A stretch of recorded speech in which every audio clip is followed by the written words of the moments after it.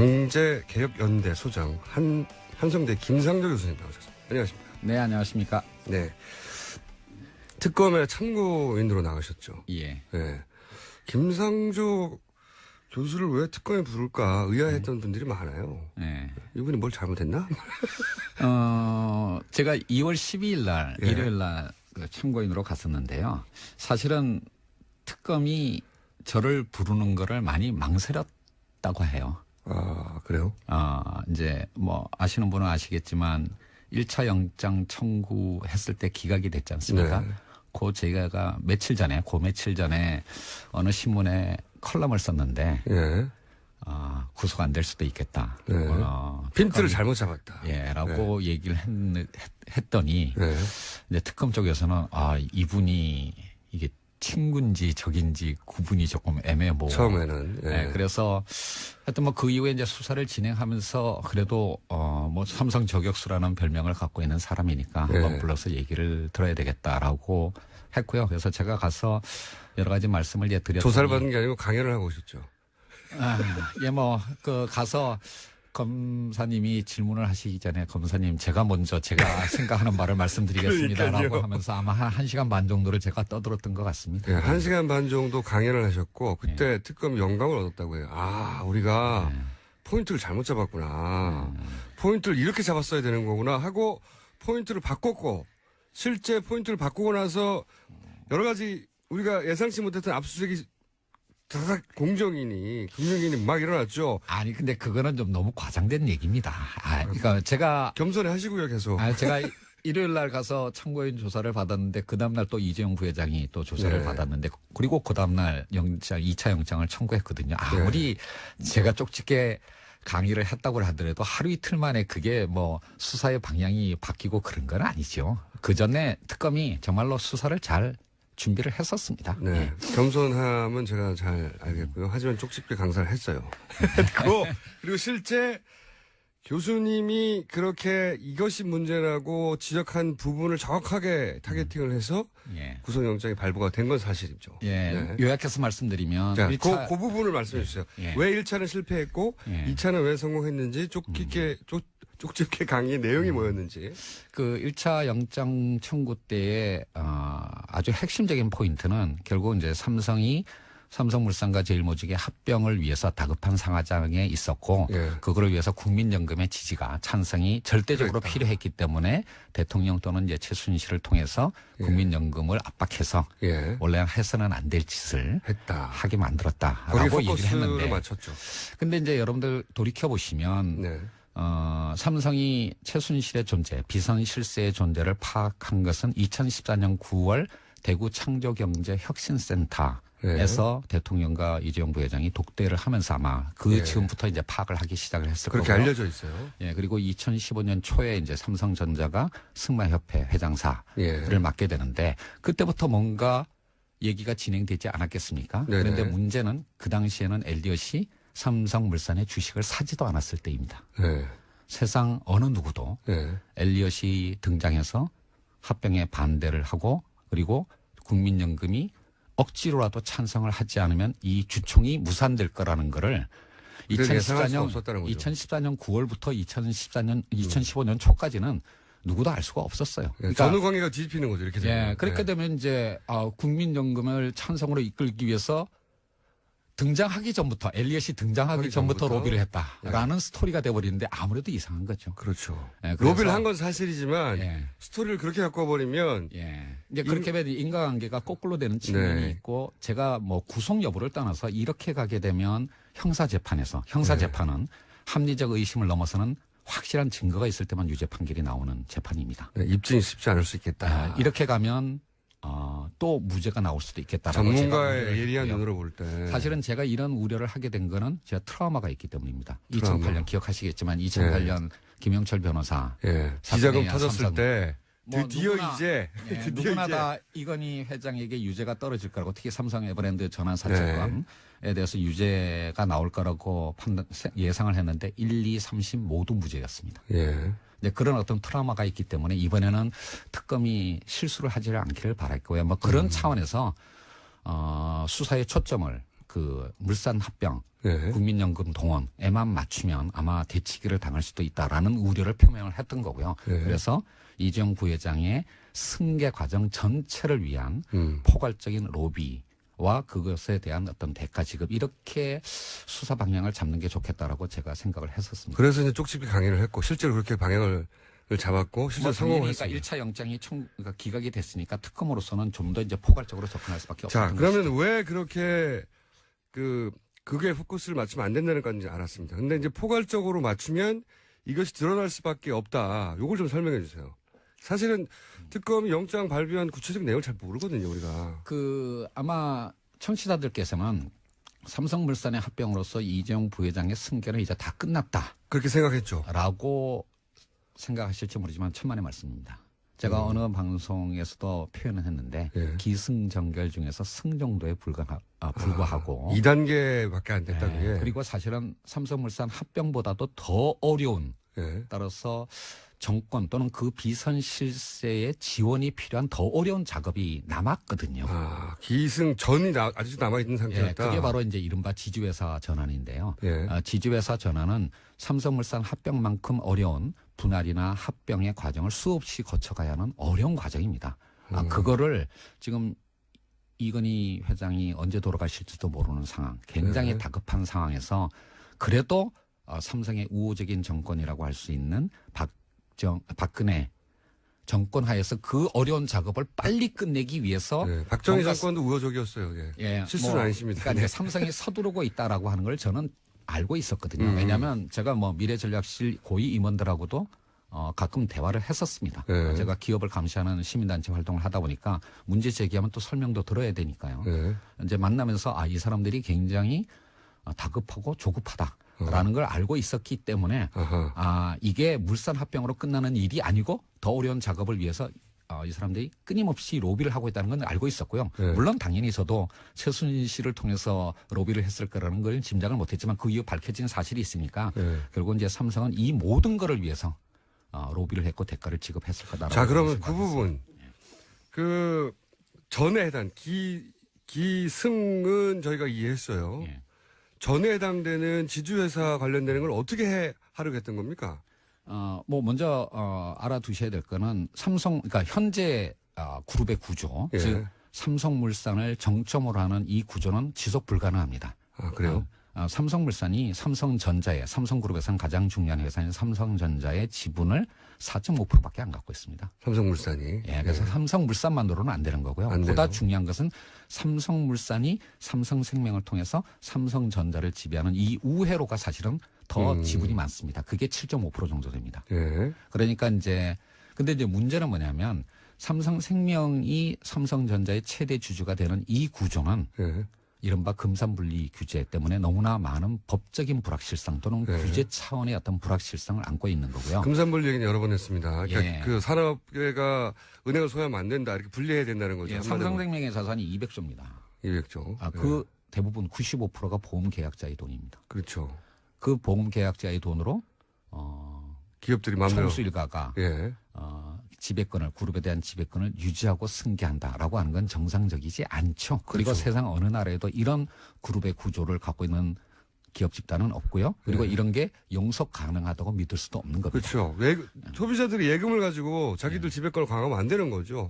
그래서 이제 바로 이런 어떤 금산분리에 따른 그 법적인 불확실성, 규제상의 불확실성을 넘어설 수 있는 안정적인 구조가 바로 지주회사인 건데 삼성그룹은 삼성전자라는 일반 회사와 삼성생명이라는 금융회사 두 개의 핵심 회사를 갖고 있기 때문에 이 두 개의 회사를 각각 지주회사로, 즉 하나의 지주회사가 아니라 두 개의 지주회사로 각각 만들어야 되고요. 그럴 필요가 있다. 하나로 만드는 건 불가능하기 때문에 금산분리 때문에 불가능하기 때문에 두 개를 만들어서 그 두 개를 수평으로 놓고 지배하거나 아니면 좀 더 이재용 부회장의 지분 지배력을 올릴 수 있는 방법을 이걸 수직으로 놓고 지배하는 방법인데 그 마지막 단계가 이른바 중간금융지주회사 제도의 도입이거든요. 그런데 많은 분들이 이 중간금융지주회사 도입을 위해서 삼성이 로비했을 거라고 생각하지만 그것도 아닙니다. 그것도 아니에요? 그거는 마지막 단계고요. 어떤 의미에서는 그 이전의 단계가 있군요. 그 지주회사 전환 과정에서 그게 오히려 제일 쉬운 겁니다. 마지막 단계는. 그 앞에 삼성생명을 중심으로 하는 금융지주회사를 만드는 작업을 먼저 해야 되는데요. 네. 이 금융지주회사는 감독당국의 인허가가 필요한 겁니다. 그리고 그 과정에 공무원들의 광범위한 재량권이 부여가 되어 있습니다. 예를 들면 그 이제 전환하는 과정에 유예기간이라는 게 있지 않겠습니까? 네. 조건을 맞춰야 되는데 네. 그 유예기간이 공무원의 재량권에 따라서 2년에서 무려 7년까지 왔다 갔다 할 수 있습니다. 아하. 그 유예기간을 몇 년으로 해주느냐에 따라서 1년마다 뭐 조 단위의 돈이 왔다 갔다 할 수 있는 엄청난 겁니다. 그래서 바로 이 가장 첫 번째 단계인 이 삼성생명을 금융지주회사로 전환한 과정에 저는 로비가 집중되었을 거라고 예상을 했고요. 전문가가 딱 보면 네. 이거는 공무원이 해결해 줘야 되는데 공정이나 금융위가 이거를 해결해 줘야 되니까 여기에 대한 로비가 있었을 수밖에 없다. 예. 라고 해가지고 여기를 털어라. 아니 근데 이제 실제로는 이제 특검이 이 금융지주회사 전환 문제와 관련해서 이미 금융위를 압수수색을 했습니다. 네. 그러니까 그게 문제가 있다는 걸 알긴 알았군요. 근데 이제 그 과정에서 네. 금융위 공무원들이 정말 일을 잘했어요. 잘했다는 건 어떤 의미입니까? 접촉을 시도를 했는데 네. 거부를 했습니다.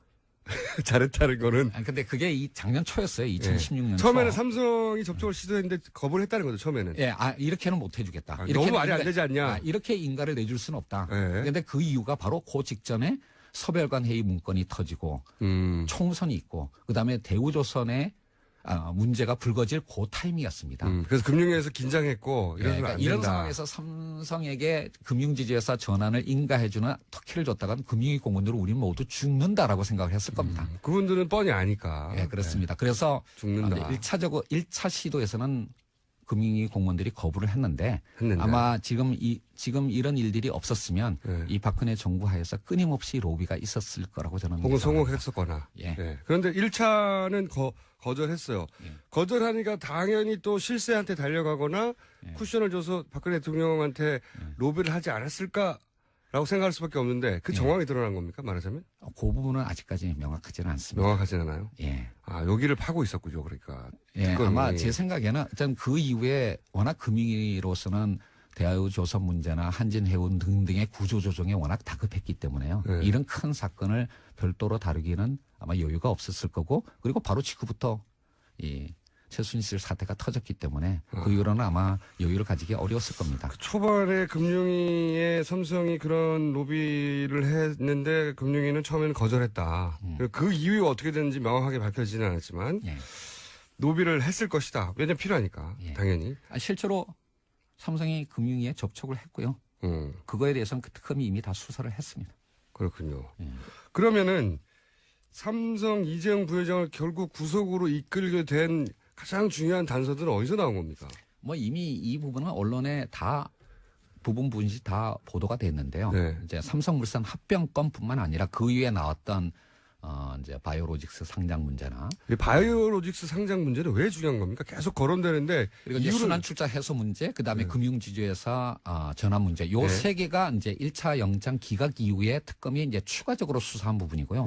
요 추가적으로 수사한 이 세 가지 부분에 대한 단초들이 바로 다 안종범 수석의 수첩에 그 단초들이 있었던 것이 구속의 결정적인 사유가 되겠습니다. 여기서 제일 저희가 이제 일반인들 입장에서 이해하기 쉽지 않은 게 다른 거는 설명을 드리면 대충 유추할 수 있어요. 근데 바이오로직스 상장 문제를 안종범 수석 다이어리를 보면 도와주라는 말도 등장하고 삼성도 바이오로직스를 무리하게 상장하려고 했고 돈도 많이 안 났는데 이게 왜 중요해서 등장하는 건지 잘 사실 이제 제가 이제 네 가지 사안을 말씀을 드렸지 않습니까? 물산합병에서부터. 근데 그 중에서 이재용 부회장의 승계를 위해서 진짜 중요한 거는 삼성물산 합병과 금융지주회사 전환 두 가지고요. 상대적으로 순환출자 해소 문제와 바이오로직스 상장은 그렇게 중요한 건 아닙니다. 네. 그런데 왜 여기가 그 영장 발부에 내용으로 들어가느냐. 그러니까 이제 그게 얼마만큼 이재용 부회장의 승계를 위해서 중요한 것인가는 별개로 그 부분에 관해서 삼성이 부정청탁, 로비를 했고 그다음에 그거에 대해서 청와대나 대통령 측에서 부당한 지시가 있었고 그거를 위해서 대가가 지불되었다면 이 모든 게 뇌물죄의 구성 요소가 되는 겁니다. 한꺼번에 다 합쳐서. 그래서 그러니까 삼성은 로비가 일상화된 조직입니다. 그러니까 꼭 이재용 부회장의 승계라고 하는 그것과 관련된 결정적인 사안이 아니라 지분율을 조금이라도 높이고 돈을 1원이라도 아껴주는 그래서 충성심을 보임으로써 자기의 승진과 금전적 보상을 받아내려고 하는 그런 인센티브로 가득 찬 사람들이 득실득실되는 조직이거든요. 그러니까 그게 얼마만큼 본질적으로 중요한 것과는 무관하게 모든 일에 대해서 다 로비를 하는 겁니다. 그러니까 로비가 되면 좋겠다고 생각하는 건 무조건 다 로비를 한다. 그리고 제 예상은 지금 4가지 건을 말씀을 드렸는데요. 사실 안종범 수석의 수첩 이외에 다른 중요한 사안들도 꽤 있었습니다. 아마 그것을 위해서도 로비를 하지 않았을까. 다만 특검이 단초를 발견하지 못했을 뿐이지 로비의 사안들은 더 있었을 거라고 저는 로비는 생각합니다. 훨씬 더 광범위하게 이루어졌을 텐데. 다시 한번 말씀드리지만 로비가 일상화된 조직입니다. 로비가 업무의 중요한 영역이군요. 예, 그렇습니다. 그냥 사소한 규정 하나도 모두 다 로비를 하는 조직입니다. 다른 그룹하고도 다릅니다. 그렇군요. 그중에서 제가 근데 대부분을 이해했어요. 순환 출제 얘기는 오랫동안 있어 왔던 얘기고 그다음에 지주회사로 전환해야 한다. 그런데 이제 2개가 필요하다. 삼성전자를 추구하는 지주와 삼성생명을 추구하는 지주가 필요하다. 그런 걸 위해서 그런 걸 해결해 줘야 되는 공정이나 금융위에 로비를 했고 그런 정황의 일부가 잡혀서 지금 영장이 발부됐다. 다 알겠는데 이해를 못하는 게 하나가 바이오예요. 왜 바이오로직스가. 그러니까 바이오로직스는 사실은 그 자체로는 그렇게 이재용 부회장의 승계를 위해서 중요한 사안이 아닌데 다만 삼성물산 합병과 관련한 논란이 워낙 컸기 때문에 이게 합병 비율이 불공정하고 결국 경영적 차원이 아니라 승계를 위한 거게 이제 이런 논란이 있으니까 그 삼성물산 합병의 사후적 정당성을 확보하기 위해서는 바이오로직스의 상장이 조속히 필요했던 겁니다. 우리가 이런 이유로 그렇죠. 그러니까 이런 이유로 사실은 합병을 한 거고 합병을 해보니까 상장을 해보니까 바이오로직스의 가치가 이렇게 크지 않았냐. 그러니까 보통 의심하는 것처럼 승계를 위해서 부당하게 한 것은 아니다. 이거를 사후적으로 정당하기 위한 작업으로서 알리바이군요. 알리바이. 그렇습니다. 예. 이 바이오로직스 봐라. 우리가 이렇게 그 합병을 했더니 이 바이오로직스 같은 회사조차도 이렇게 가치가 올라가지 않았냐. 시가총액이 10조가 넘는 그런 회사가 아니냐. 이거를 위해서 우리가 그러니까 시너지 효과를 확보하기 위해서 합병을 한 것이지 이재용 부회장의 승계를 위해서 한 것은 아니다. 라고 하는 알리바이 용으로 또 그 알리바이도 로비를 한 거군요. 그렇습니다. 예. 훌륭합니다. 예.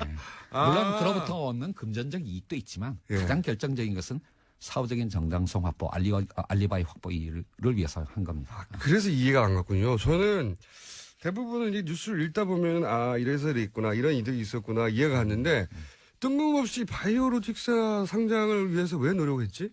이거는 상장 승계하고 상관없는 것 같은데. 예. 이게 승계의 결정적인 회사가 아니잖아요. 다시 한번 말씀드리지만 모든 걸 위해서 로비를 하는 조직입니다. 진짜로 현대차 그룹이나 LG그룹, SK그룹과 같은 경우에도 공무원들이 반대하고 논거를 대면 사실은 물러납니다. 삼성은 끝까지 포기하지 않습니다. 자기가 원하는 바를 얻기 위해서. 대단하네요. 그 과정에서 그 최동욱 전 검찰총장이 한 얘기가 있는데 뭐냐면 이런 재벌들, 특히 이런 로비 능한 재벌들의 경우에 수사를 해보면 단일 사안들은 다 합법적인 틀을 이미 갖추고 있다는 거예요. 그래서 단일 사안으로 이들을 잡기가 어렵다. 바로 이제 그 부분이 굉장히 중요한 포인트인데요. 뭐 순환출자 해소 문제나 바이오로직스 상장 문제나 그 자체로 보면 공무원들이 불법 행위를 했다라고 하기가 어렵습니다. 그 자체만 공무원에게는 언제나 광범위한 재량권이 주어져 있는 거거든요. 예를 들면 그 순환출자 문제 때문에 삼성 SDI가 삼성물산 주식을 1,000만 주를 팔아야 되느냐 500만 주를 팔아야 되느냐 재량권의 범위 안에 들어갑니다. 재량권의 안에 들어가는 공무원의 적법한 행위라고 하더라도 그것이 독자적인 판단이 아니라 외부의 상부의 지시에 의해서 그 판단을 하거나 판단을 바꿨거나 그리고 그 대가로 뭔가 금품이 지급됐다면 바로 그게 뇌물죄입니다. 그러니까 일어난 현상만 보면 아니 뭐 공무원이 1,000이나 500이나 판단할 수 있다. 그래서 그것만 바라보면 아무 문제가 없는 것처럼 보이는데 여기서 중요한 건 1,000을 500으로 만드는데 누가 힘을 썼느냐. 그렇습니다. 그걸 잡아내야 되는데 그걸 보통 못 잡아내잖아요. 그런 일들이 왜 했느냐. 그 전체 구도에서 한 부분 모자이크로 들어간 걸 다 짜맞춰야지만 얘기가 된다라는 거죠. 그러네요. 바이오로직 상장만 가지고 따지면 이게 승계하고 아무 상관없다고 말해버리면 진짜 없으니까 이해가 안 가고. 근데 이제 뭐 마지막으로 제가 좀 드리고 싶은 말씀은 벌써 마지막 하시게요? 아니 시간이 다 안 됐나요? 그러니까 그러네요 벌써. 그 구속은 됐습니다만은 그 이후에 이제 형사 재판이 남았는데요. 지금 안종범 수석의 수첩에 나와 있는 그런 어떤 단초들로 인해서 증거 인멸이나 어떤 범죄 중대성 혐의로 구속은 됐지만 이것만을 가지고 이재용 부회장에게 유죄 판결이 내릴 거라고 예단하기는 어렵습니다. 아직도. 아마 한국 최고의 어떤 법조인들과 변호사들의 조력을 받아서 아마 1, 2, 3심 이제 다툼을 벌일 텐데요. 저는 정말 이재용 부회장이 유죄 판결을 받을 건가라는 부분에 관해서는 아직도 확신을 못합니다. 저도 그렇게 생각하는데 그렇다 하더라도 일단 특검이 해낸 거는 대단한 일을 해낸 거네요. 정말. 네, 그렇습니다. 더구나 2008년 삼성 특검에 비하면 지금의 특검은 엄청나게 수사를 잘한 겁니다. 그렇죠. 몇 점 주시겠습니까? 글쎄요, 뭐 이거는 굉장히 오만한 표현인데요. 정말 뭐 지금까지는 95점 드리고 싶습니다. 더구나 삼성과 관련된 부분에 관해서는. 정말 대단한 일을 해냈다고 보고 그래서 더더욱이 저희가 이제 안타까운 것은 특검이 연장돼야 되는데 저희가 교수님 모신 이유 중에 하나도 삼성을 구속한 것으로 끝나지 않았고 그리고 얼마나 집요하게 로비를 하는지 아까도 말씀드렸지만 삼성이 로비했을 거라고 짐작되는 제 개인적으로 짐작하는 사안들 중에서 아직 특검이 수사 안 한 부분들 많습니다. 단초가 발견이 안 됐기 때문에. 그리고 더 나아가서 두 개의 공익재단에 출연할 나머지 그룹들에 대해서는 아직 수사도 못했습니다. 착수도 못했습니다. 손도 못했죠. 네, 이런 부분 즉 한국의 어떤 기업 지배 구조를 개선하고 더 나아가서 정경유착을 근절하기 위해서는 특검 수사가 여기서 멈춰서는 안 된다고 생각을 합니다. 차동욱 전 검찰총장은 1년을 해야 될 거라고 하던데. 맞습니다. 이처럼 복잡한 사안이라면 일반 검찰이 했다면 1년 이상 했을 겁니다. 그리고 훨씬 더 많은 인력으로. 그렇죠. 그러니까 굉장히 어려운 일인데요. 적어도 30일을 연장하는 것은 필수라고 저는 생각합니다. 당연히 해야 되는 거죠. 네. 오늘은 저희가 쪽집게 강사 특검지에서 여기를 해! 라고 쪽집게 강사를 해주신 김상조 교수님과 이 시간이 이렇게 빨리 지나갔네요. 25분을 이렇게 후두둑 얘기를 나눴고 이게 끝이 아니죠. 교수님이 하면 이제 여기 엮이신 겁니다. 저희 방송에. 뭐 제가 김어준 총수라는 분을 모르지 않습니다. 하지만 가능한 한 버텨보려고 하고 있습니다. 오늘은 1차 만남이었고요. 앞으로 교수님을 저희가 좀 더 조사를 하고 압박을 해가지고. 아마 뭐 올해 내내 1, 2, 3심 재판이 진행될 거기 때문에 그때마다 아마 제가 또 드리고 싶은 말씀이 있을 거라고 생각을 합니다. 그뿐만 아니라 교수님이 꼭 할 말이 있을 때뿐만 아니라 저희가 묻고 싶은 게 있을 때 강제로 소환되실 수 있다. 자, 전문가시거든요. 그리고 사실 삼성 관련해서 20년 넘게 삼성이 어떻게 이겨왔는가 대한민국의 사법 시스템을 이겨왔어요, 사실은. 근데 사실은 많은 분들이 저를 삼성 저격수, 삼성만을 파는 사람이라고 생각하지만 사실 저나 경제개혁연대는 우리나라의 주요 그룹들 전부 그리고 상장 기업들 대부분을 사실은 데일리 모니터링을 하고 있습니다. 그중에서 다른 그룹들하고는 이미 오래전부터 대화의 채널이 확보됐기 때문에 법률적 수단을 동원하는 마지막까지 가지 않는 경우들이 많았는데요. 삼성만 그거를 거부를 했기 때문에 삼성에 대해서는 모두가 법률적 고발, 소송 등의 법률적 수단을 꺼낼 수밖에 없기 때문에 삼성 저격수라는 별명이 붙었는데요. 삼성은 대화를 할 필요가 없죠. 왜? 로비로 다 해결하면 되니까. 그렇죠. 그렇지만 그 방식으로 가면 이재용 부회장과 삼성의 미래가 없다라고 하는 것을 이번 사건을 통해서 깨닫기를 진심으로 바랍니다. 오늘 여기까지 하겠습니다. 감사합니다. 네. 지금까지 한성대 김상조 교수님이었습니다. 친절한 에이스 시간. 요즘 버스 기사님들, 화물차 기사님들, 택시 기사님들 많이 듣고 있다는 문자 받고 있는데요. 굉장히 재미있는 문자가 하나 왔습니다. 차 오디오가 고장이 나가지고 채널이 안 돌아가서 교통방송만 나온다고. 그래서 할 수 없이 뉴스공장을 듣게 됐다. 할 수 없이. 그런데 듣다 보니까 이제 중독이 돼버렸다. 제가 이제 방송 초반에 말씀드렸어요. 제가 발음도 안 좋고 성격도 안 좋고 그러나 듣다 보면 중독이 된다. 중독이 될 것이다. GS25 사장님 서산 성현읍에 있는 항상 GS25에 들어온 손님 모두를 들으라고 뉴스공장을 듣고 있다고 합니다. 네. 당연합니다. 네. 앞으로도 널리 퍼뜨려 주시고 네. 답답합니다. 모릅니다 한번 틀어주세요. 어제 저희가 한번 틀어드린 트로트 네. 우병우 민정수석의 영장 기각에 대한 울분과 분노를 음악적으로 승화한 트로트. 모릅니다가 아니고요. 모르쇠입니다. 네. 자, 인터넷에 검색하시면 모르쇠 나오고 저희도 앞으로 다른 버전도 틀어드릴 것이고 이 모르쇠는 아마 후속이 엮였다가 나올 예정으로 알고 있습니다. 네. 곡이 완성되면 저희한테 가장 먼저 소개하기로 했으니까 기다려 주십시오. 여기까지 하겠습니다. 도시건축가 김진애 전 의원 나오셨습니다. 안녕하십니까? 네, 안녕하세요. 네. 사실 안녕치 못합니다. 아유, 하루하루가 매일. 스트레스 받아요. 아, 정말 스트레스. 이게 정말 일이 안 잡혀서 네. 미치겠어요. 그리고 우리가 헌재에 몇 명이 필요하고 몇 명이 이상이면 안 돼요. 이거 어떻게 알았겠어요. 그런 것도 정말 공부를 해도 이렇게 공부를 하는 방식이 좀 포지티브하게 공부를 해야 되는데 어저께는 정말 우울했습니다. 그러니까 좀 7명이면 네. 안 되고 8명이면 어쩌고 이거는 사실 평생 알 일이 없는 사안이었는데 네. 너무 많은 국민들이 알아요 이제. 네. 그리고 거기 헌재 재판 정이 이제 인터넷으로 생중계 되거든요. 그럼요. 그러다 보니까 그걸 보는 사람들은 많아요. 네. 멍하니 보고 있는 겁니다, 그냥. 네. 그걸 한번 보기 시작하면 저게 무슨 막장인가 싶으면서도 혹시 무슨 일이 벌어지지 않을까 싶어가지고 내가 보고 있으면 그래도 뭐가 어떻게 달라지겠지. 정말 이 국민을 이렇게 스트레스로 시달리게 만드시다니. 이게 이제 홈쇼핑 중독하고 비슷해요. 맞아요. 홈쇼핑 중독은 내가 안 보는 사이에 좋은 물건이 지나갈까봐. 근데 이런 방송은 대부분 한 7, 80% 아무 일도 아니라거든요. 네. 그냥 절차만 진행되는데 내가 안 보는 사이에 사건이 일어날까봐 글쎄 말이에요. 계속 보게 돼요. 네. 그리고 보고 나서 스트레스 받고. 스트레스 엄청나게 받아요. 근데 또 봐요. 화나가지고. 자, 그런 헌재가 이렇게 전 국민적 관심 사항이 되는 적이 없었는데 이 헌재. 그래서 오늘 솔직히 제가 헌법재판소 가지고서는 도시 이야기 할 거라고는 한 번도 생각을 안 했어요. 왜냐하면 헌재 어디인지도 몰라요 대부분. 국회나 청와대 이런 거는 그래도 우리 국민들하고 많이 가깝기 때문에 네. 뭐 좀 충분히 얘기할 수 있고 우리도 자주 가고 그러는데 뭐 솔직히 헌법재판소 어디에 있는지 무슨 상관이면 어떻게 생겼으면 없죠. 무슨 상관이냐. 헌법 소원하는 사람들만 알죠. 네네. 그랬는데 이렇게 저는 한번 해봐서 국민적인- 압니다. 근데 요새는요. 다들 아실 겁니다. 네. 어디 있는지 다들 광화문에서 행진을 시작하시다 보면은 청와대 쪽으로도 가고 요새는 헌법재판소 앞에 정반대 가서 방향이에요. 예. 네네 그쪽으로 가서 거기서 또 종교를 하는 경우도 있고 그래가지고 요새는 헌법재판소가 어디 있다는 거는 다들 아시게 된 것 같아요. 그리고 헌법재판소를 실제로 보게 되면 생각보다 건물이 아담하다 플러스 네.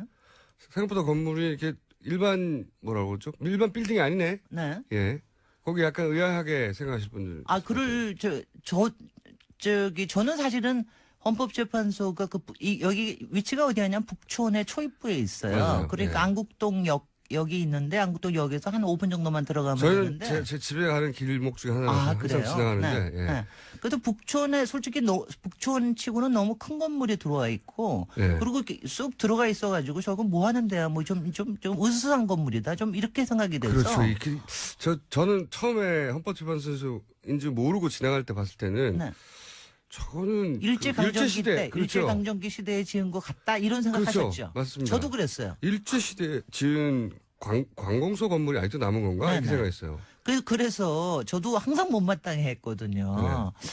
왜 거기에다가 동네나 북촌이 앞으로 얼마나 뜰 텐데 거기다가 왜 헌법재판소를 넣어가지고 이렇게 했나 그랬는데 요번에 와서 처음으로 감사하고 있습니다. 고맙습니다. 강화문에서 가까워서 우리가 걸어갈 수 있는 거기 가서 충분히 국민의 의사를 표시할 수 있는 데 있어서 요새 처음으로 감사하다는 생각은 좀 하고 있어요. 이게 언제 지어진 건가요? 그런데 역시 생각은 좀 해봐야 됩니다. 이게 1993년에 지어졌는데 얼마 안 됐네요. 얼마 안 됐어요. 근데 이게 일제시대 건물처럼. 이게 왜 그러냐면 이게 참 이상한. 저도 그때 이상하게 생각한 게 지금 왜 법원들이 모여 있는 데가 서초동 아닙니까? 네. 서초 법원단지도 그 즈음에 다 만들어졌습니다. 1990년대 초반부터 중반.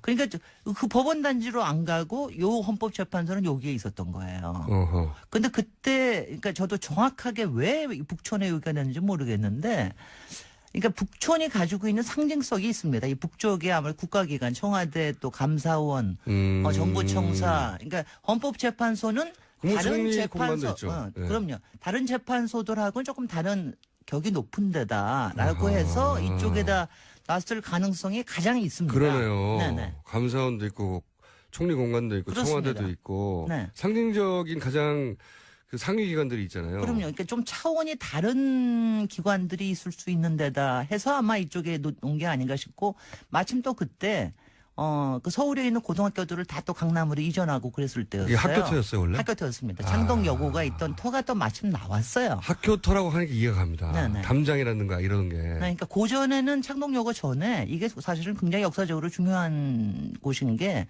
그 광해원이라고 아시죠? 우리나라 예, 예. 최초의 병원 종합병원입니다. 나중엔 제중원이라고 했는데 그게 있던 자리예요. 그리고 그 전에는 또 세도가들이 살던 양반 주택이었는데 이게 이제 이렇게 여기까지 헌법재판소가 이렇게 된 겁니다. 터로만 따지면 헌법재판소가 있을 법한 터네요. 있을 법한 터인데 참 어색해요. 건물은 왜 이렇게 지었답니까, 근데? 근데 제가 좀 하는 게 건물이 이거 건축문화 대상도 받고 그랬어요. 아, 그래요? 건축학회에서 주는 건축문화 대상도 받고 그랬는데 제가 보기에는 1993년에 지었는데 근데 이게요. 네. 그러니까 자기네들은 얘기가 특징이 이게 수평선을 강조했다고 얘기를 해요. 그러니까 아까도 이게 좀 높지 않고 네. 그 수평선이 있습니다. 그다음에 또 하나가 도움이 있다고 그러는데 그러니까요. 그거 보면서 도움은 안 보여요. 도움은 안에 있습니다. 도움은 안 보입니다. 아니 멀리서 보면 보여. 멀리서 보면 대머리처럼 보입니다. 약간 살짝 보여요. 그리고 그게 굉장히 어색한 게 네. 여기에 이렇게 수평선이 있는데 여기에는 또 옥상 조경을 해놔가지고 머리가 쭈뼛쭈뼛 나와 있어요. 네. 그 나무들이 거기에 그래서 꼭 쭈뼛하게 대머리 나와 같다니까요. 있어요. 그래서 저 탈모 일어났는데 살짝 그 정수리가 보이는 건가 이런 느낌이에요. 네. 그래도 건물로서는 솔직히는 상도 받고 그랬지만 이게 당시에 원래 대법원이 있던 자리가 어디 있는지 아시죠? 지금은 서울시립미술관으로 돼 있는 예. 그 왜 정동 안에 있는 거. 예. 서울미술관으로 지금은 이제 개조해서 쓰고 있는 게 원래 대법원 건물이 있는데 사실은 그 대법원 건물하고 굉장히 유사한 스타일입니다. 그러니까 당시에 사람들이 가지고 있던 90년대 게 감성인가요 이게? 그런 것 같아요. 그러니까 이게 뭐냐면 서초동의 법조단지에 가면 법조단지만 하더라도 그러니까 솔직히는 막 법조단지라는 게 오피스하고 막 그 정말 뭐 정의와 뭐가 살아있는 데가 아니라 주상복합이에요 완전히 그냥. 주상복합이고 예. 세속적이고 이 세상에 나쁜 것들은 거기 다 모여 있는 거 아닙니까? 법하라 장사하는 사람들 그거 먹고 사는 사람들 뭐 해가지고 그래서 굉장히 정말 그 시장 같은 그런 분위기인데 네. 이게 헌법재판소만큼은 조금 좀 품위를 갖추자. 좀 이렇게 권위를 있게 만들자라고 얘기했는데 권위 있어 보이지는 결과적으로 않아요. 봐서는 꼭 그런데요. 여기서 이제 다시 외국 거하고 좀 비교를 해보면 헌법재판소라고 그래서 꼭 그렇게 권위가 있어야 되느냐? 이거는 아실 겁니다. 우리 국민들도 헌법재판소가 몇 나라에만 있는 기관입니다. 우리나라에 있고 독일에 있고 오스트리아에 있고. 미국에 없어요. 미국에서는 대법원에서 그냥 아예 대법원에서 이걸 하죠. 합니다. 근데 미국에서는 워싱턴 DC에 대법원이 있는데 굉장히 상징적인 건물이에요. 거기는 꼭 그리스 파르테논처럼 만들어 놓은 건물 앞에 있는데 그거는 정말 왜냐 대법원이라고 하는 상징성도 있고 거기 앞에 와서 미국의 중요한 거에 대해서는 다 데모를 합니다. 거기는 영화의 엄청난 배경으로도 데모. 많이 쏘이죠. 굉장히 그러니까 뭔가 하여튼 사회 이슈가 있으면은 뭐 제일 많은 게 낙태에 관련된 거. 네. 뭐 이런 것도 엄청나게들 그 앞에 영화에 써 엄청 많이 있는데 등장해요. 그렇습니다. 근데 독일에 있는 거는 네. 독일에 보시면 어디 있는지 아세요 혹시? 독일에. 모르죠. 거기까지. 어디에 있는지 한번 짐작해 보세요. 본에 있지 않을까요? 그러니까 본에 있거나 아니면 베를린에 있거나 네. 뭐 아니면 조금 더 커서 뭐 라이프치히나 뭐 조금 더 큰 도시를 얘기를 할 수가 있는데 어디에 있냐면 칼스루에 있습니다. 칼수로는 처음 들어봤는데. 칼스루에 왜 몰라요? 정유라가 이렇게 도망다니고 그러던 데인데 도망다니고 그러던 조그만 소도시입니다. 네. 근데 제가 왜 그걸 아냐면 제가 우연히 칼스루에가 굉장히 도시계획적으로는 중요한 도시라서 제가 한번 갔다가 거기서 그 헌법재판소를 발견을 하고 제가 깜짝 놀랐다니까요. 너무 건물이. 아니 건물이 어떻게 생겼냐면은 연구소 건물로 생겼어요. 그러니까 이게 정면이 없고 그냥 사무실에 더군다나 유리가 많아요. 그러니까 왜 이렇게 3, 4층짜리 연구소가 이렇게 쭉 다가가 있는 거 있잖아요. IT 기업 연구소처럼. 연구소처럼 생겼어요. 그래서 제가 나중에 물어봤더니 그 디자인한 사람도 그냥 일부러 그 유리로 만든 거는 하여튼 좀 투명하게 보이게 하는 거. 그 다음에는 그 사람 얘기가 확실히 맞아요. 헌법재판소는 원래 연구를 하는 데다. 그렇죠. 법을 연구하는 거죠. 법을 연구를 하고 실제로 거기서 심판이 열리더라도 여러 가지를 연구를 해가지고 이게 하나의 전범이 될 수 있도록 노력하는 데가 그게 헌법재판소의 기능이다. 그게 참 말이 맞아요. 헌법 연구관들이 우리도 있죠. 그래서. 네. 네. 그래서 우리도 지금 헌법 연구관들이 굉장히 큰 많은 일을 하는데 우리 헌법재판소는 하여튼 재판소라는 것의 그 권위에 조금은 좀 너무 조금 신경을 썼는데 사실은 좀 실패한 게 아닌가. 아니, 바로 일제강점기 건물처럼 느껴진다는 게 얼마나 안 좋습니까? 제가 건물에서 특별히 조약이 있는 것도 아닌데 네. 지나갈 때마다 그런 걸 느끼거든요. 네. 일제강점기의 관공서 건물의 전형적인 느낌이 난다. 네, 근데 거기에 신기하게 무궁화가 있구나. 네. 그 무궁화 9개가 무궁화들이 쫙 쫙 있어요. 있습니다. 네. 무궁화 9개가 있는데 저게 왜 무궁화를 박았을까? 그리고 탈모인가 이런 거 끝에 살짝 잘 안 보이는 돔 끝에. 그러니까 참 정말 그게 어려운 것 같아요. 그러니까 건물의 어떤 상징성과 그다음 그 안에 기능을 이렇게 잘 할 수 근데 이제 헌법재판소는 위치도 좀 고르려니와 이게 땅이요. 네. 이 옆으로 길어요. 예, 맞아요. 옆으로 기니까 그리고 밭아요.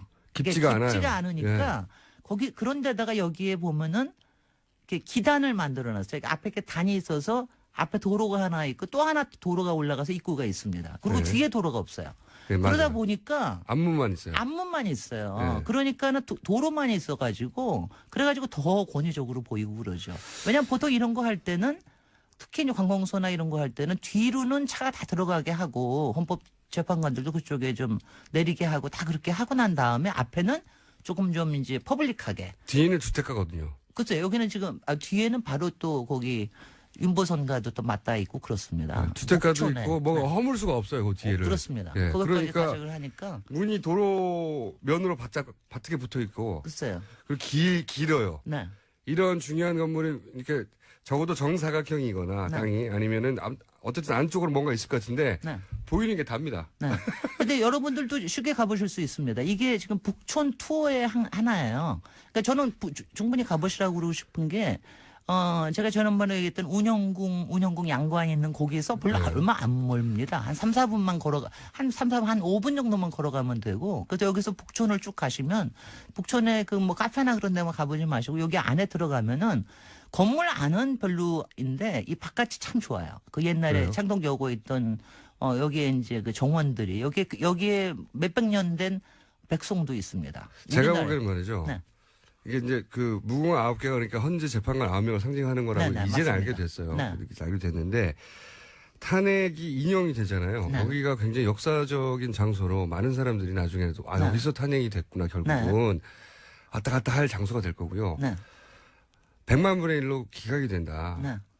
이 건물 조심해야 된다. 아니야, 건물 조심하는 것뿐만이 아니라 건물 자체도 조심해야 만약 돼요. 기각이 되면 헌법재판소라는 기관 자체에 대한 말하자면 여러 가지 논의가 새롭게 있을 그래서 가능성이 그런 있습니다. 얘기도 있죠. 헌법재판소가 사라지게 하는 네. 판결이 될 수도 있고. 솔직히 다들 아시지는 않더라도 헌법재판소하고 대법원 사이에 갈등이 상당히 있습니다. 그거는 저도 이제 판사 출신 분들한테 들었는데 우리는 판사가 아니니까. 근데 요약하면 옥상옥이 아니냐. 그래서 말이죠. 예. 네. 왜 대법원 미국은 연방 대법원 판결하면 끝나는 건데 네. 대법원에서 판결했는데 또다시 헌재가 대법원과는 상이한 판결을 할 수 있거든요. 네. 위헌 신청을 해가지고. 네. 그러면은 대법관 입장에서는 자존심이 상하는 거죠. 그렇습니다. 최종 대법원 우리나라에서는 4심이라는 얘기가 그래서 나오네. 3심이 네. 아니라 4심이라는 얘기가 가끔 나오는 게 바로 그렇습니다. 그래서 대법원과 헌법재판소가 사이가 안 좋고 네. 또 그런 얘기도 하더라고요. 그 진급 어쨌든 여기도 이제 직장이잖아요. 그럼요. 네, 직장이죠. 네. 네. 당연히 그러니까 승진이 중요합니다. 네. 어느 직장이나 마찬가지고. 이분들 다 생활인이에요. 네. 이분들 뭐 사법부의 독립성을 존중하고 그건 그거고 그건 그렇게 해야 되는 거고 행정입법 사법부 사이에 이분들도 다 직장인이기 때문에 다 승진도 중요하고 자식 교육도 중요하고 물론이죠. 다 그게 더 중요한데 근데 승진의 이 순위를 따져보자면 대법관들이 더 일을 잘해서 승진을 잘했던 사람이 가는 곳이다. 그렇습니다. 뭐 사실은 뭐 이런 얘기가 있죠. 이런 얘기 지금 하면 안 되는데 사실은 네.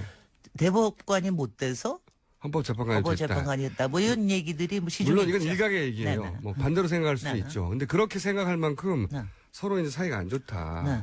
근데 지금 여하튼 간에 헌법재판관, 요새 헌법재판관, 솔직히 헌법재판관이 누군들 저하고 무슨 상관이 있습니까? 이때까지 아무 상관이 없었죠.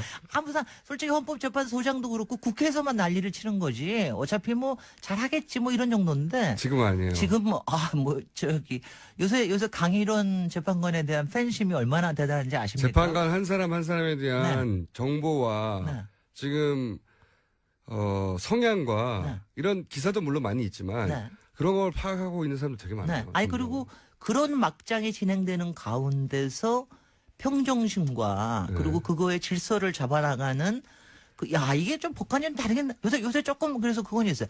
좀 다르긴, 좀 많이 존경해줘야 되겠다. 좀 더 기대를 많이 해줘야 되겠다. 결과가 가를 겁니다. 물론 아무리 결과가 가르게 될 겁니다. 진행을 잘해도. 그래서 헌법재판관님, 이 9개 무궁화님들 지금 8개만 남아있지만, 비록 건물은 좀 그렇고, 너무 좀 퇴행적으로 느껴지고 그러지만, 그 가지신 높은 고매한 정신과, 그리고 엄정하고 그리고 치열한 법 의식으로 좋은 판단을. 이분들이 느낄 그 부담감은 상상하기 힘들어요, 사실은. 그런데 바로 그거예요. 칼스루에 독일에 왜 헌법재판소를 칼스루에라는 이 작은 도시에 갖다 놨나라고 하는 게 그때 그거였습니다. 모든 로비에서부터 벗어나게 하기 위해서. 그러니까 이거는 그러니까 정말 연구를 거쳐서 해야 되고 법정에서 다루어져야 될 일이지 거기 와서 피켓 뜬다고 해야 되는 일은 아니다. 그러니까 미국은 완전히 다르잖아요. 그렇죠. 미국 같은 경우에는 피켓을 든 힘에 따라서 사실 판정도 많이 달라지거든요. 맞습니다. 네, 그리고 미국에는 또 이 대법관이 종신제 아니에요. 완전 종신제래 가지고 사실은 지금 우리 탄핵 박근혜 대리인단에 계신 여러분들, 80대 분들, 70대 분들, 그런 분들이 거기에는 대법관으로 많이 또 앉아도 계시죠. 자, 오늘 이야기의 사실 핵심은 이 건물이 아니라 이 건물이. 기관과? 이 건물에 계신 분들이 어떤 판결을 내리느냐에 따라서 이 건물의 용도가 바뀔 수 있다. 앞으로. 그 얘기를 했습니다. 네, 지금까지 도시건축가 김진애 의원이었습니다.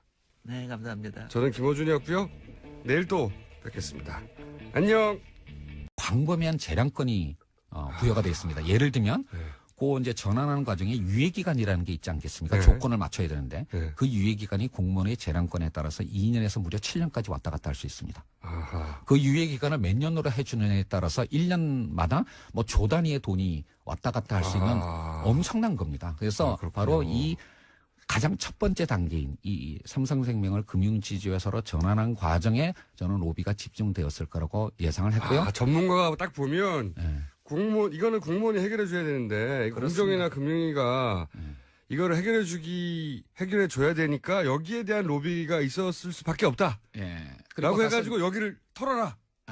근데 이제 실제로는 이제 특검이 이 금융지주회사 전환 문제와 관련해서 이미 금융위를 압수수색을 했습니다. 네, 그러니까 그게 문제가 있다는 걸 알긴 알았군요. 근데 이제 그 과정에서 금융위 공무원들이 정말 일을 잘했어요. 잘했다는 건 어떤 의미입니까? 접촉을 시도를 했는데 거부를 했습니다. 잘했다는 거는? 근데 그게 이 작년 초였어요. 2016년 처음에는 삼성이 접촉을 시도했는데 거부를 했다는 거죠, 처음에는.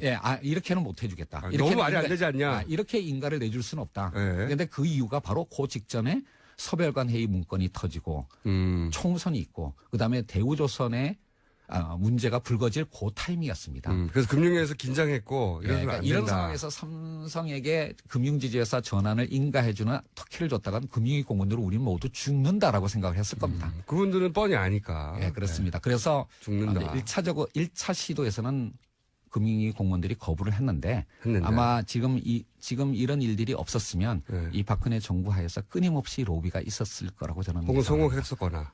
그런데 1차는 거절했어요.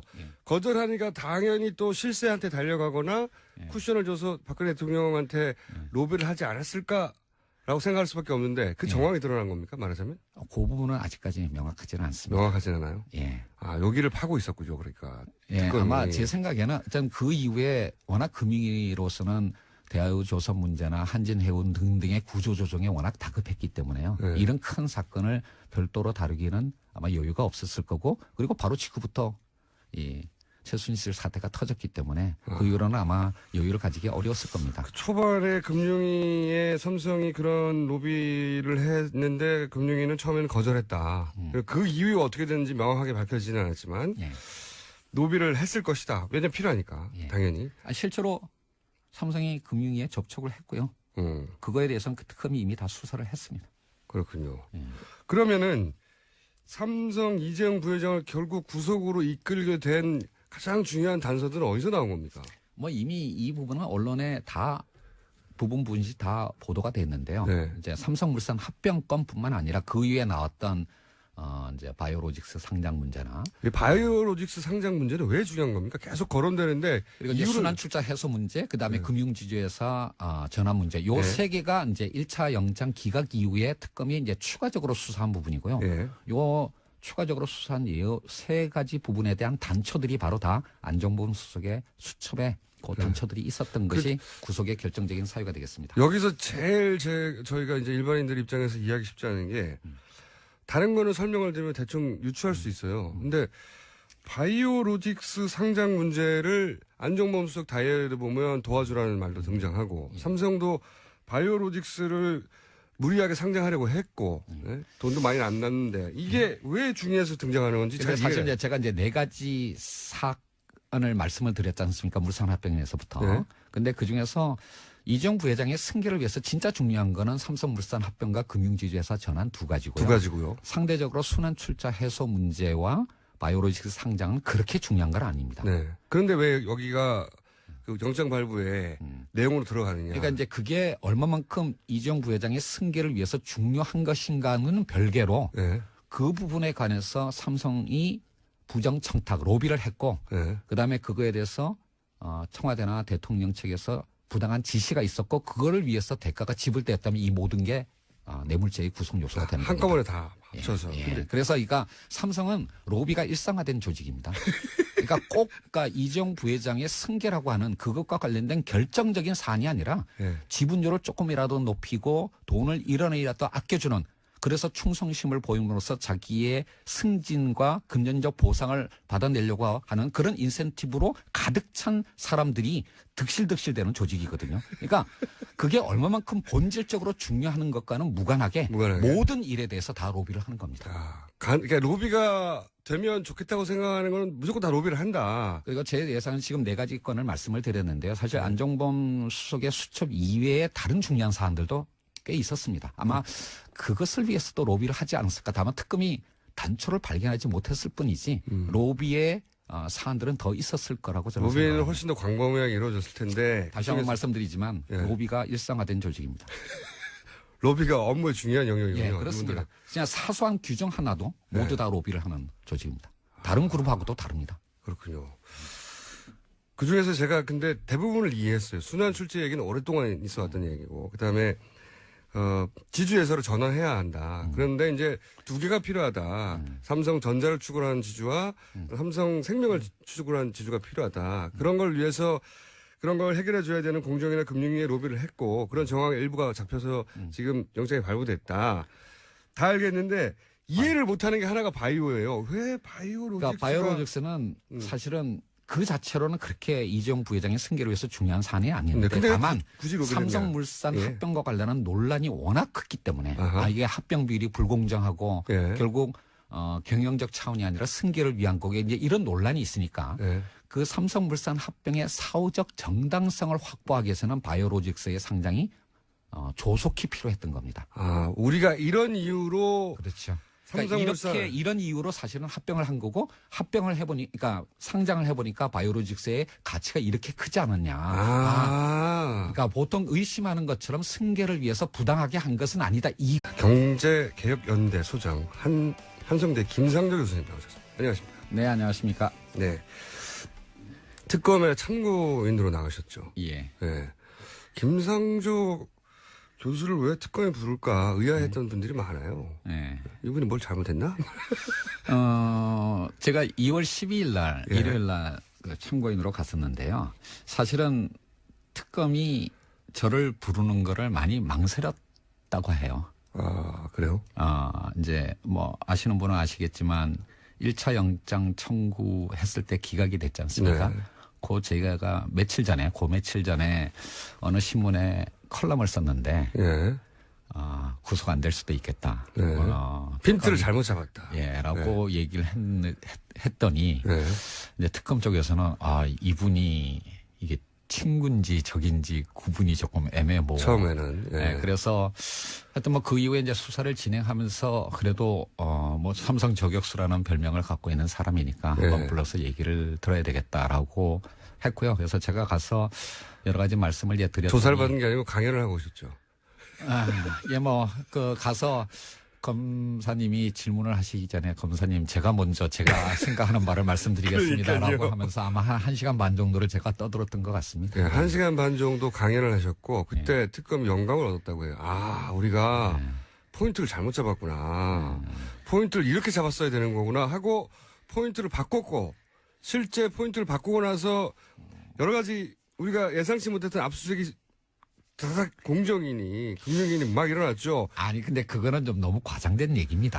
그러니까 제가 겸손히 하시고요 계속. 제가 일요일 날 가서 참고인 조사를 받았는데 그 다음 날 또 이재용 부회장이 또 조사를 네. 받았는데 그리고 그 다음 날 2차 영장을 청구했거든요. 아무리 제가 쪽집게 강의를 했다고 하더라도 하루 이틀 만에 그게 뭐 수사의 방향이 바뀌고 그런 건 아니죠. 그 전에 특검이 정말로 수사를 잘 준비를 했었습니다. 네. 예. 겸손함은 제가 잘 알겠고요. 하지만 쪽집게 강사를 했어요. 그리고 실제 교수님이 그렇게 이것이 문제라고 지적한 부분을 정확하게 타겟팅을 해서 구속영장이 발부가 된 건 사실이죠. 예. 네. 요약해서 말씀드리면 자, 그 부분을 말씀해 주세요. 예. 왜 1차는 실패했고 2차는 왜 성공했는지 쪽집게 강의의 내용이 뭐였는지. 그 1차 영장 청구 때의 아주 핵심적인 포인트는 결국 이제 삼성물산과 제일모직의 합병을 위해서 다급한 상하장에 있었고 그거를 위해서 국민연금의 지지가 찬성이 절대적으로 필요했기 때문에 대통령 또는 이제 최순실을 통해서 국민연금을 압박해서 원래 해서는 안 될 짓을 하게 만들었다라고 얘기를 했는데. 맞췄죠. 근데 이제 여러분들 돌이켜 보시면 삼성이 최순실의 존재, 비선 실세의 존재를 파악한 것은 2014년 9월 대구 창조경제혁신센터에서 대통령과 이재용 부회장이 독대를 하면서 아마 지금부터 이제 파악을 하기 시작을 했을 거고요. 그렇게 알려져 있어요. 예, 그리고 2015년 초에 이제 삼성전자가 승마협회 회장사를 맡게 되는데 그때부터 뭔가 얘기가 진행되지 않았겠습니까? 그런데 문제는 그 당시에는 엘리엇이 삼성물산의 주식을 사지도 않았을 때입니다.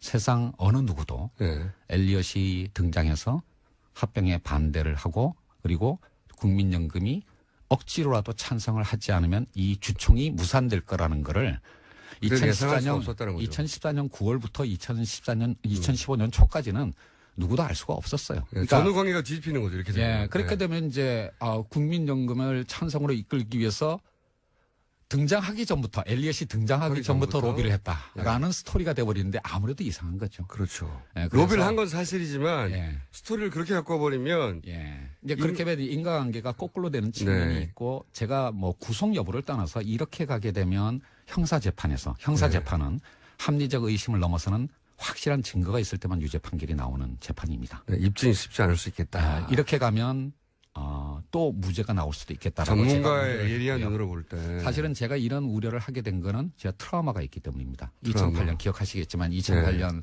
김영철 변호사 기자금 터졌을 때 드디어 누구나 다 이건희 회장에게 유죄가 떨어질 거라고 특히 삼성 에버랜드 전환 사채건에 대해서 유죄가 나올 거라고 예상을 했는데 1, 2, 3심 모두 무죄였습니다. 그런 어떤 트라우마가 있기 때문에 이번에는 특검이 실수를 하지 않기를 바랄 거예요. 뭐 그런 차원에서 수사의 초점을 그 물산 합병, 국민연금 동원에만 맞추면 아마 대치기를 당할 수도 있다라는 우려를 표명을 했던 거고요. 그래서 이재용 부회장의 승계 과정 전체를 위한 포괄적인 로비와 그것에 대한 어떤 대가 지급 이렇게 수사 방향을 잡는 게 좋겠다라고 제가 생각을 했었습니다. 그래서 이제 쪽집게 강의를 했고 실제로 그렇게 방향을 잡았고 실제로 성공을 했습니다. 1차 영장이 그러니까 기각이 됐으니까 특검으로서는 좀 더 이제 포괄적으로 접근할 수밖에 없습니다. 자, 그러면 왜 그렇게 그게 포커스를 맞추면 안 된다는 건지 알았습니다. 근데 이제 포괄적으로 맞추면 이것이 드러날 수밖에 없다. 요걸 좀 설명해 주세요. 사실은 특검이 영장 발부한 구체적인 내용을 잘 모르거든요, 우리가. 아마 청취자들께서는 삼성물산의 합병으로서 이재용 부회장의 승계는 이제 다 끝났다. 그렇게 생각했죠. 라고 생각하실지 모르지만 천만의 말씀입니다. 제가 어느 방송에서도 표현을 했는데 기승전결 중에서 승 정도에 불과하고 2단계밖에 안 됐다. 그게. 그리고 사실은 삼성물산 합병보다도 더 어려운 따라서 정권 또는 그 비선 실세의 지원이 필요한 더 어려운 작업이 남았거든요. 기승 전이 아직 남아있는 상태였다. 그게 바로 이제 이른바 지주회사 전환인데요.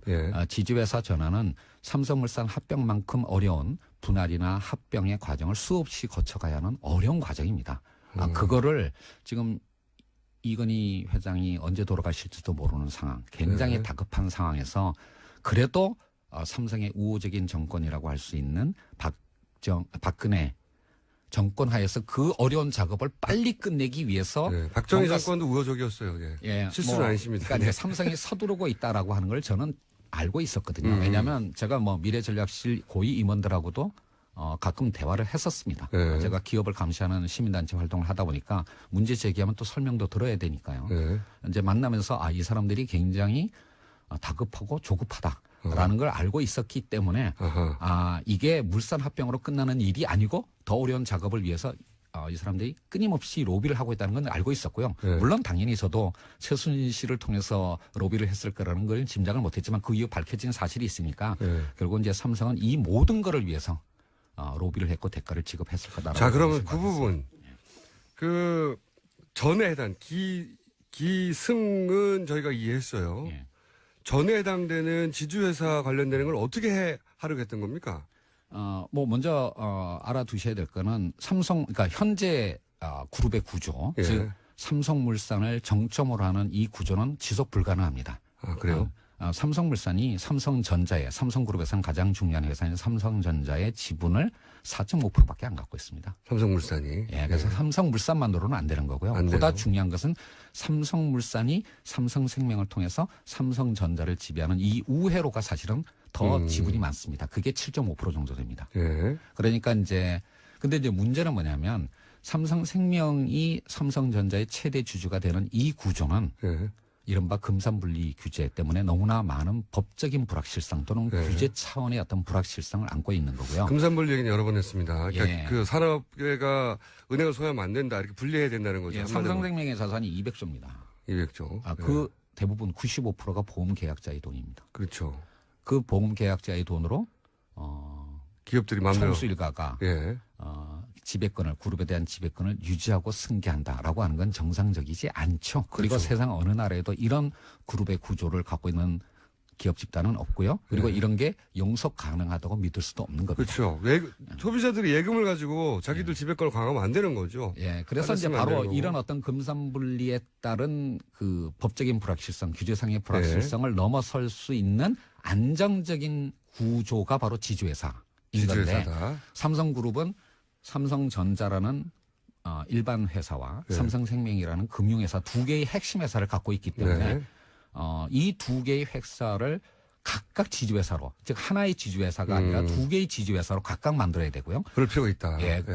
하나로 만드는 건 불가능합니다. 불가능하기 때문에 금산분리 때문에 불가능하기 때문에 두 개를 만들어서 그 두 개를 수평으로 놓고 지배하거나 아니면 좀 더 이재용 부회장의 지분 지배력을 올릴 수 있는 방법은 이걸 수직으로 놓고 지배하는 방법인데 그 마지막 단계가 이른바 중간금융지주회사 제도의 도입이거든요. 그런데 많은 분들이 이 중간금융지주회사 도입을 위해서 삼성이 로비했을 거라고 생각하지만 그것도 아닙니다. 그것도 아니에요? 그거는 마지막 단계고요. 어떤 의미에서는 그 이전의 단계가 있군요. 그 지주회사 전환 과정에서 그게 오히려 제일 쉬운 겁니다. 마지막 단계는 그 앞에 삼성생명을 중심으로 하는 금융지주회사를 만드는 작업을 먼저 해야 되는데요. 이 금융지주회사는 감독당국의 인허가가 필요한 겁니다. 그리고 그 과정에 공무원들의